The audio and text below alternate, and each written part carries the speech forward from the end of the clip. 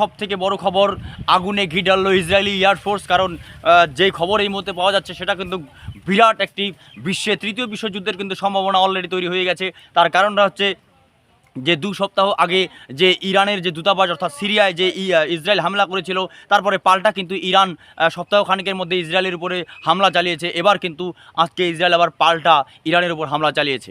সংবাদ সংস্থা Al Jazeera এমনই দাবি করছে।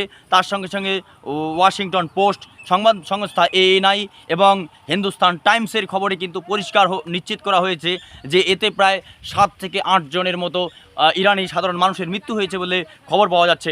এর থেকে এই মুহূর্তে যখন দক্ষিণ পশ্চিম এশিয়ায় গোটা পৃথিবীর মধ্যে সবচেয়ে বৃহৎ গণতান্ত্রিক দেশ অর্থাৎ ভারতবর্ষে প্রথম দফার লোকসভা ভোট অলরেডি শুরু হয়ে গেছে আজকে সকাল 7টা থেকে। সেই পরিস্থিতিতে কিন্তু মিডল ইস্টে যেভাবে ইরান এবং ইসরায়েল সামনাসামনি দাঁড়িয়ে, তাতে কিন্তু এটা বলার অপেক্ষা রাখে না যে তৃতীয় বিশ্বযুদ্ধের সূচনা হতেই পারে। এর আগে আমরা জানি যে 1939 খ্রিস্টাব্দে 3রা সেপ্টেম্বর হিটলার যখন পোল্যান্ড আক্রমণ করেছিল, তখন দ্বিতীয় বিশ্বযুদ্ধের সূচনা হয়েছিল।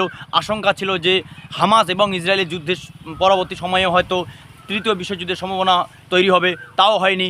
কিন্তু একদিকে কিন্তু ইউক্রেন রাশিয়া যুদ্ধ চলছে, তাও কিন্তু তৃতীয় বিশ্বযুদ্ধের সূচনা এখনও হয়নি। কিন্তু ইরান এবং ইসরায়েলের মধ্যে তৃতীয় বিশ্বযুদ্ধের শুরু হওয়ার সম্ভাবনাটা কিন্তু প্রবল দেখা দিচ্ছে। তার কারণটা হচ্ছে একদিকে যেমন চীন রাশিয়া মতো দেশ টোটালটা কিন্তু ইরানের সঙ্গে আছে, আরেকদিকে তো তোমার গোটা মিডল ইস্ট অর্থাৎ যে খারিফ কান্ট্রিগুলো আছে, মধ্যপ্রাচ্যের দেশগুলো, তারা কিন্তু বারবার আমেরিকাকে হুঁশিয়ারি দিয়েছে যে তার মাটি ব্যবহার করে কিন্তু ইরানে হামলা করা যাবে না। সেই পরিস্থিতিতে তুর্কিও কিন্তু এবং পাকিস্তানের মতো দেশ এগিয়ে আসছে। সেই পরিস্থিতিতে কিন্তু তৃতীয় বিশ্বযুদ্ধ সময়ের অপেক্ষা। তার সাথে সাথে একটা জিনিস যেটা বলা স্বাভাবিক, সেটা হচ্ছে যে আপনার ইরানের সঙ্গে ভারতের সম্পর্ক কিন্তু মজবুত। যেই চাবাহার কেন্দ্র দিয়ে দক্ষিণ পশ্চিম এশিয়া অর্থাৎ ভারতের 75% আমদানি রপ্তানি হয়, যেটাকে আমরা চাবাহার কেন্দ্র বলি, সেই চাবাহার কেন্দ্র কিন্তু অলরেডি সেখানে জাহাজ চলাচল বন্ধ হয়ে গেছে। যদি আরব, ইসরায়েল এবং ইরানের মধ্যে যুদ্ধ মহাকার ধারণ করে, তাহলে কিন্তু আন্তর্জাতিক বাজারে তেলের দাম হু হু করে বাড়বে। এবং এই তেলের দাম যদি বাড়ে, তাহলে আগামী লোকসভা ভোটের পরবর্তী সময়ে ভারতবর্ষে কিন্তু তেল কি বার 120 থেকে 150 লিটার পিছু হতেই পারে। কারণ বিশ্ব বাণিজ্যে কিন্তু একটা তেলের হাহাকার তৈরি হবে।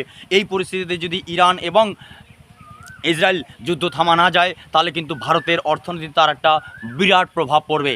যদি এই সমস্ত ভিডিও ভালো লাগে তাহলে চ্যানেলটিকে লাইক, শেয়ার, কমেন্ট এবং সাবস্ক্রাইব করতে ভুলবেন না। নমস্তে ইন্ডিয়া, ইজাজত দিজিয়ে, আজ ইতনা হি।